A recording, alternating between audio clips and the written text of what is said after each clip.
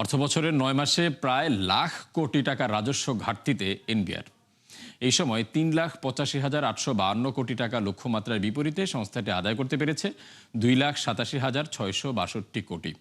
ফলে লক্ষ্যমাত্রা পূরণে অর্থবছরের বাকি ৩ মাসে আদায় করতে হবে ২,৬৬,০০০ কোটি টাকা।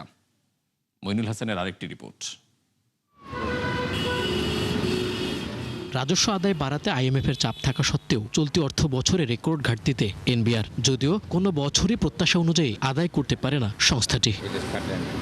তথ্য বলছে অর্থ বছরের ৯ মাসে ঘাটতি প্রায় ৯৮,০০০ কোটি টাকা। এ সময়ে ৩,৮৫,৮৫২ কোটির লক্ষ্যমাত্রার বিপরীতে সংস্থাটি আদায় করতে পেরেছে ২,৮৭,৬৬২ কোটি, যদিও বছর ব্যবধানে বেড়েছে ১১%।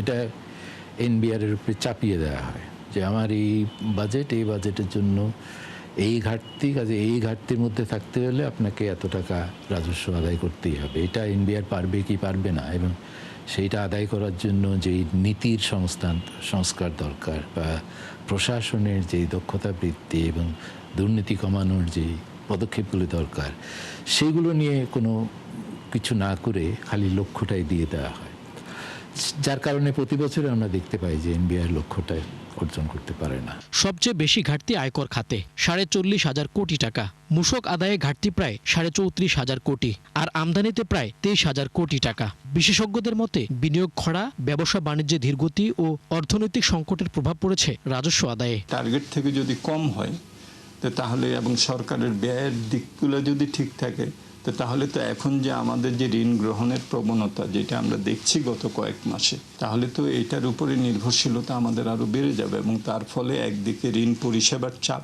আর অন্যদিকে ব্যক্তি খাতে ঋণ প্রাপ্তির সেখানে যে স্বল্পতা, সেই দুই দিক থেকে এখানে একটা নেতিবাচক প্রভাব পড়বে। ফলে লক্ষ্যমাত্রা অর্জনে অর্থ বছরের বাকি ৩ মাসে এনবিআরকে আদায় করতে হবে ২,৬৬,০০০ কোটি টাকা প্রতি মাসে, যা প্রায় ৮৯,০০০ কোটি টাকা।